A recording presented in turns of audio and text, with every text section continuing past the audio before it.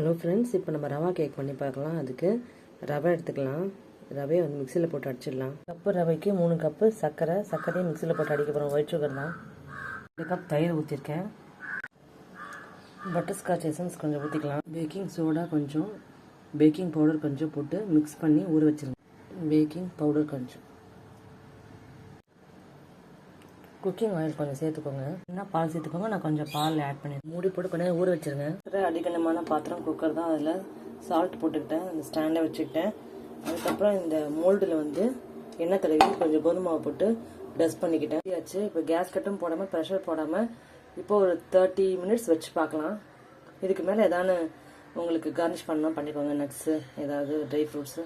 Cooker மூடியை போட்டு மூடிட்டு 30 மினிட்ஸ் கழித்து திறந்து பார்க்கலாம். 30 மினிட்ஸோ இல்லை 40 மினிட்ஸ். ஒரு டிப்ஸ் மட்டும் சொல்கிறேன். நான் பண்ண வரைக்கும் கேக் பண்ணும்போது எனக்கு சரியாகவே வரல. நான் வந்து உப்பு போட்டுட்டு அப்படியே வச்சேன். எனக்கு அந்த பேன் வச்சும் குக்கர் வச்சும் எனக்கு சரியாக வரல.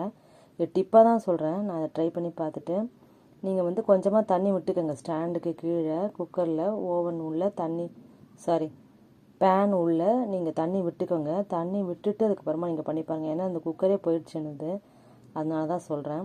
இந்த மாதிரி நீங்கள் கொஞ்சமாக தண்ணி விட்டு பண்ணி பாருங்கள்.